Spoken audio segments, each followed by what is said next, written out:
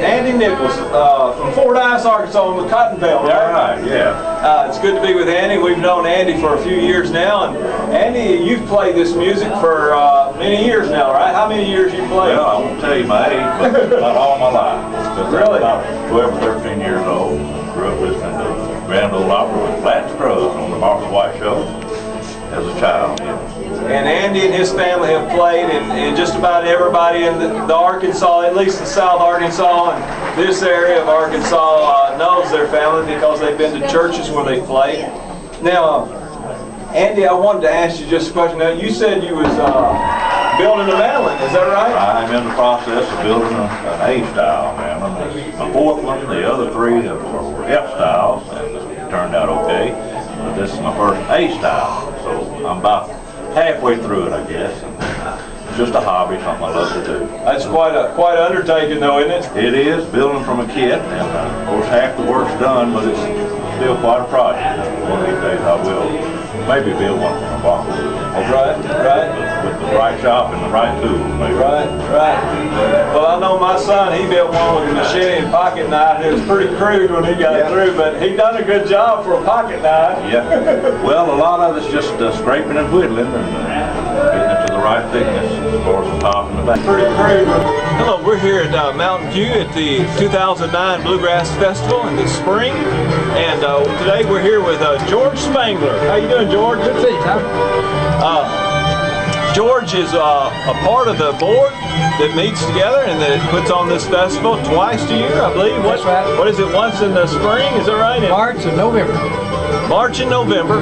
And George, it seems like this festival's grown each year, hasn't it? It has grown. Now, you're originally not from Mountain View, right? Where are you from?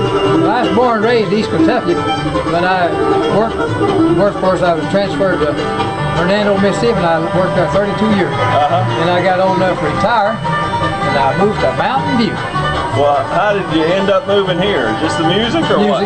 Was it? Because I've been visiting Mountain View probably from about 85, and during the festival time, which is in the spring and fall, I just like so much, I figured this would be a place to come and live and enjoy music. And you play the banjo also, right? Try to. And sing. Try to. I think George leads music some at the church and has in the past. Now, can you tell us what the original vision or the original reason y'all started this festival? Could you tell us for that? Our normal season here at Mountain View starts from April with the Spring Fest and ends in October after the Fall Fest. So we started out to extend the season at Mountain View, Bluegrass Festival in March and Bluegrass Festival in November.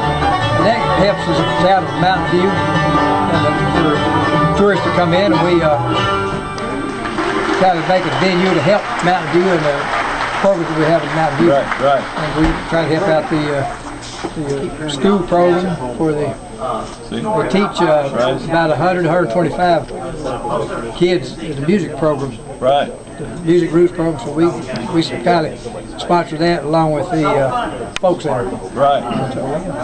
So it's doing it's a non-profit organization. That's right. That helps the community out and also helps out different musicians and gives a place, also a venue for different bands to come. And I noticed that most of the audience here is retired individuals, isn't that right? That's right. What is it going to take to get some young people in this place? Young people. And we're working on that because the music groups program, that's kind of what we're after. Get the kids started, and we use them here at the folk center to play and on the ground work. And so we hope that the younger generation that come around to bring more younger folks. Right. Because us old folks will be here pretty soon. We'll be in the arms of the Lord. There you go. And I want to say that there's not a finer feller that you ever meet anywhere than George Spangler here. And we thank you, George, for your time. And there you have it, one of the founding fathers of this festival. Thank you. I appreciate it. Okay, here we are at Mountain View Bluegrass Festival, and we've got Denver, we've got Douglas, and we've got Ruby. Brothers and sisters, and they come to us from Dover, all the way over close to Russellville, and they're here. They just arrived at the Mountain View Bluegrass Festival here, and good to see y'all. Ruby, Denver, Ruby, see you, Douglas. Now, y'all come to these festivals brings you to these festivals? It's bluegrass music. You like that bluegrass? Yep. How about you, Ruby? Well, yes, sir, I do, and I love the Hartley family. You we want to be sure that everybody heard that she loves the Hartley family. She loves the Hartley. Wayne Choat, good to have you today, Wayne. Good to be here. Wayne, where are you from originally? Well, originally from Oklahoma, lived most of my life in California. I was a fireman out there in Los Angeles, flew helicopters, and ended up back here in Mountain View. So. Flew helicopters. That's you told me one time. I think you had to sometimes land it in a very small spot. Is that right? Rescue or whatever. Oh yeah, Is that right? yeah. We trained a lot to get into little tight places and land on top of a telephone pole if we had to. Land on a telephone pole. On a telephone pole. Well, now how does a fella go from being in California doing that to winding up in Mountain View, Arkansas? Well, we sold our home out there and started traveling and pulled into Mountain View. And we was going to be here for 2 days and spent 5 months here, bought property and made it our home. Well, now that's what I've heard about Mountain View is that if you come the third time, you bring your suitcases, you won't go back. Is that true? That's right. Well, no, you bring furniture. Oh, is that right? You bring suitcase the first time. So. Well, you're not the only person that's happened to. No, is that right? no. It happens to a lot of people here. It's just a good place to live. The music, the atmosphere of the people. It's just a small town community, and it's just a good place to live and to pick and grin. So is that what brings people to Mountain View? Is a small town kind of going back in time type flavor, or what? I think we're getting a lot of retirees here, and I think it's a lot of the people just kind of going back to the simpler way of life. Yeah. It's interesting. Now you're on the board. You came on board here last year? Just this last year I came on the board, and I've helped out here for several years, just helping them out during the time, and they finally asked me on the board. And it's a great opportunity to bring in some good music, and we're able to contribute money to the youth around with sports and the Music Roots program, and just generally keep the money in the community. Now George just mentioned the Music Roots program.